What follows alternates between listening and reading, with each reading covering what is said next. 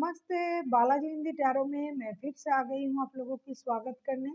मैं फिर से लेके आई हूँ एक जनरल मंथली रीडिंग जिसमें हम देखेंगे पूरे मंथ में आपका एनर्जी कैसे रहने वाला है। ये एक जनरल रीडिंग है तो हर बात हर किसी के साथ रेजोनेट नहीं करेगा। जितना भी आपके साथ रेजोनेट करता है उसको रखिएगा, बाकी को छोड़ दीजिए। हो सकता है बाकी रीडिंग किसी और से रेजोनेट कर जाए। अगर आप सन साइन, मून साइन, किसी भी साइन से अगर आप एरीज हो यानी मेष राशि हो तो ये रीडिंग आपके लिए होगी और आप लोगों से हमेशा की तरह रिक्वेस्ट रहेगा, अगर आपको रीडिंग अच्छी लगे तो चैनल को जरूर सब्सक्राइब कीजिएगा, लाइक शेयर एंड कमेंट करना भी ना भूलिएगा। तो चलिए देखते हैं पूरे जुलाई महीने में आपकी एनर्जी कैसे रहने वाला है। ये कोई लव रीडिंग नहीं है, ये जनरल रीडिंग है। जो आएगा कार्ड के अनुसार मैं आपको बताती जाऊंगी। देखते हैं एरीज यानी मेष राशि पूरे जुलाई महीने में आपकी ओवरऑल एनर्जी क्या रहने वाला है। एरीज यानी मेष राशि, द सन का कार्ड बहुत ही पॉजिटिव कार्ड है। पूरे जुलाई महीने में आप खुश रहोगे, कुछ नया करने के लिए सोचोगे।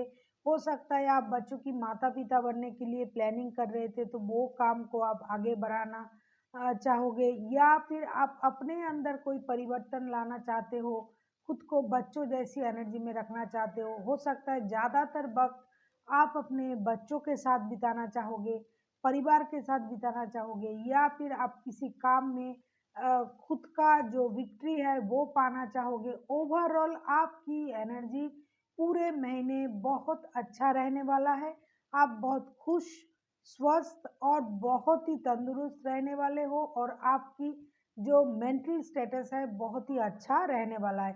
हो सकता है आप कोई नया काम को अंजाम दो, खास करके हो सकता है आपके घर में कोई नन्हा मेहमान आने का तैयारी भी आप लोग कर सकते हो। इस तरह की खुशी आपके घर में रहेगा, आपके माइंड में भी रहेगा। अभी देखते हैं आपकी पास्ट की एनर्जी कैसी थी।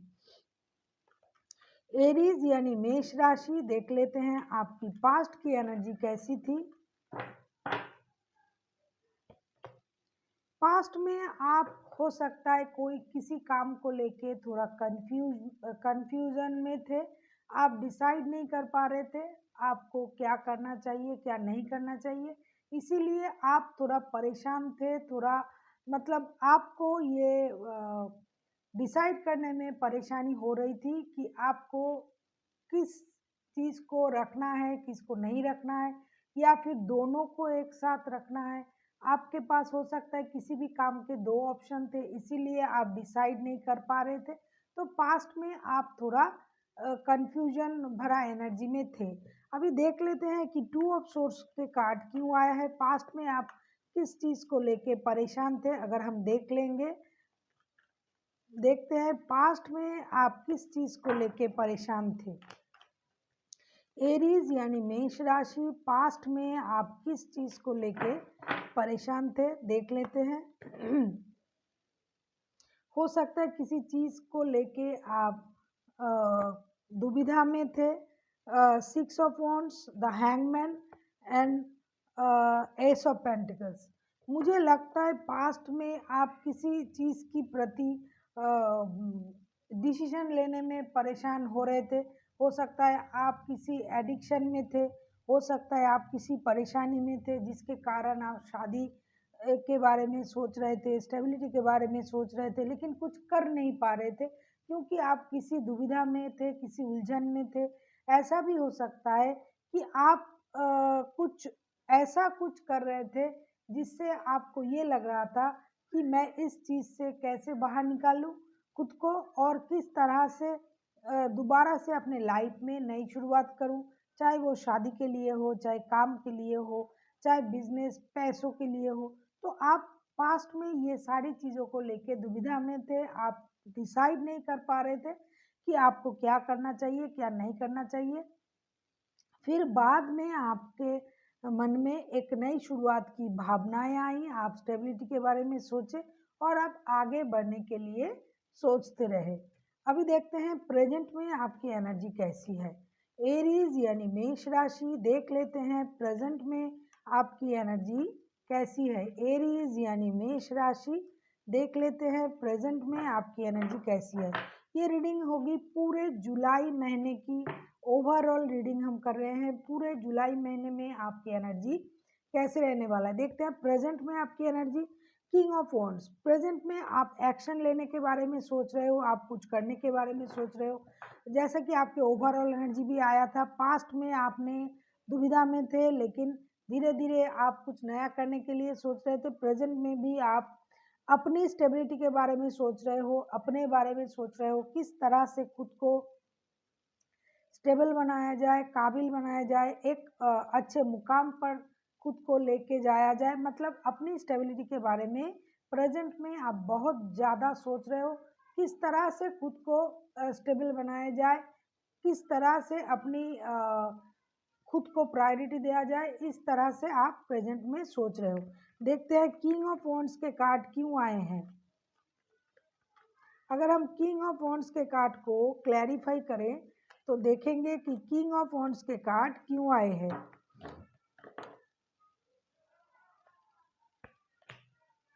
Page of cups, S of cups, five of cups.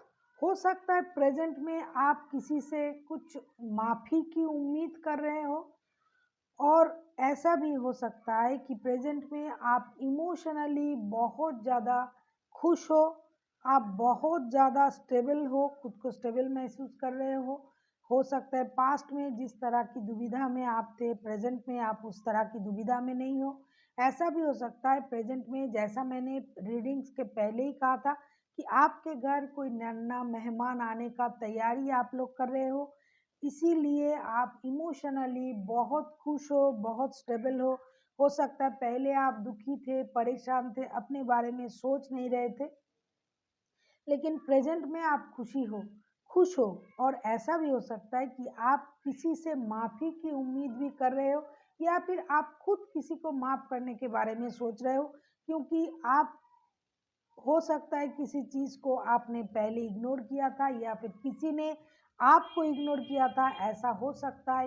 ये रीडिंग लव रीडिंग नहीं है, फिर भी मैं कह सकती हूँ कि प्यार के मामले में, शादी के मामले में आप पहले थोड़ा परेशान थे, डिस्टर्बिंग थे, लेकिन अभी आपका वो विश पूरा हो गया है। आप परेशान नहीं हो, आप दुखी नहीं हो, आप किसी को माफ़ करने की चेष्टा में हो, या फिर किसी से माफ़ी पाने के लिए सोच रहे हो। अभी आप सिर्फ अपने खुशी के बारे में प्रेजेंट में सोच रहे हो, आप और किसी बात का ख्याल आप नहीं कर रहे हो, किसी के बारे में नहीं सोच रहे हो।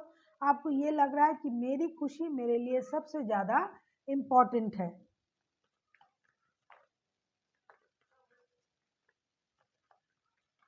अभी देखते हैं फ्यूचर में आपकी एनर्जी कैसे रहने वाला है। फ्यूचर में आपकी एनर्जी कैसे रहने वाला है, प्लीज़ यूनिवर्स हेल्प कीजिए। जो भी लोग ये रीडिंग देख रहे हैं, पूरे मंथ के लिए, फ्यूचर में मतलब मंथ की एंड तक आते आते आपकी एनर्जी क्या कह रहा है।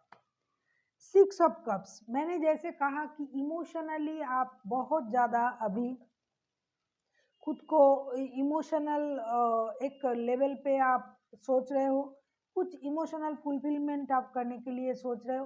तो देखिए मंथ की एंड आते आते आप किसी के साथ रिकॉन्सिलेशन के बारे में सोच सकते हो। ये प्यार के मामले में कई पुराने काम, पुराने रिश्ते, कुछ पुराना चीज़ जो आपके दिल के बहुत करीब है, आप उस चीज़ को पाने की कोशिश करोगे और चाहोगे भी कि वो चीज़ आपके पास आ जाए। वैसे इमोशनली आप प्रेजेंट में भी बहुत ज़्यादा परेशान हो, ये मैं नहीं कह सकती, क्योंकि आप दिल को बहुत तकलीफ दे रहे हो सकता है आप किसी के बारे में बहुत ज़्यादा सोच रहे हो जो आपके दिल के बहुत करीब है। आप उनसे माफ़ी की उम्मीद कर रहे हो, या फिर आप उनको माफ़ कर देना चाहते हो। तभी तो फ्यूचर में भी सिक्स ऑफ कप्स का कार्ड आया है कि आप फिर से दोबारा से पुराने दिन वापस चाहते हो, चाहे वो जॉब, रिश्ता।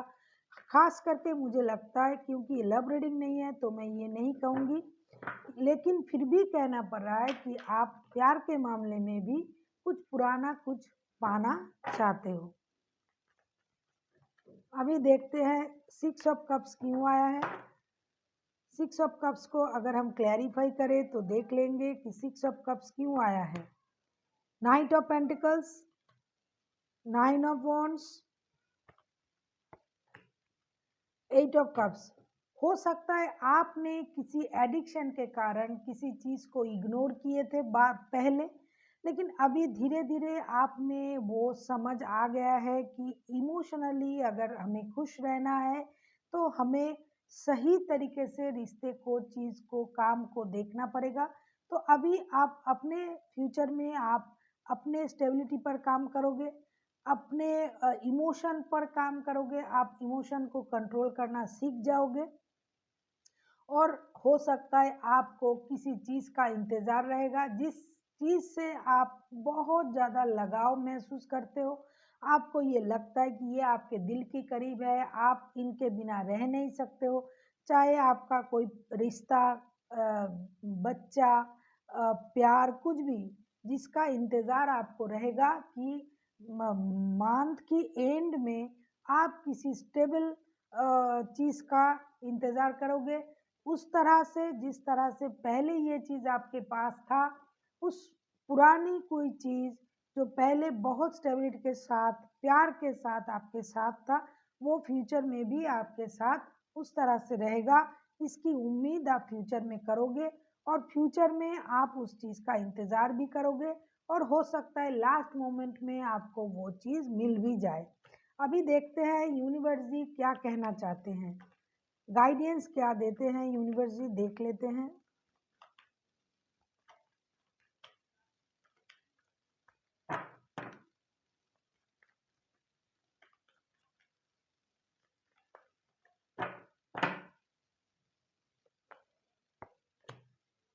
Ten of cups, 7 of cups, night of wands.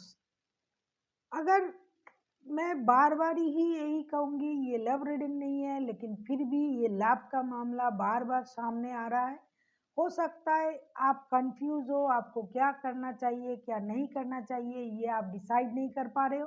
तो आपको अपनी कंफ्यूजन को कम करना पड़ेगा, माइंड को स्टेबल करना पड़ेगा और जल्दबाजी से आप कुछ नहीं कर पाओगे। आपको थोड़ी पेशेंस रखनी पड़ेगी।